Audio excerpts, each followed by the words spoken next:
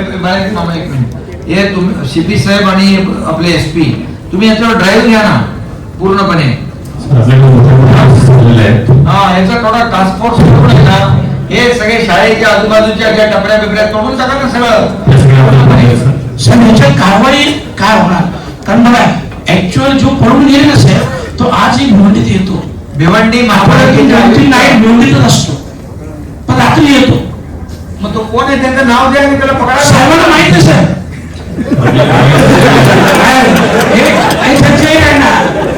माहित आहे. आणखी म्हणजे नावं आहेत ना सर, ती मी तुम्हाला देतो, पण याच्यावर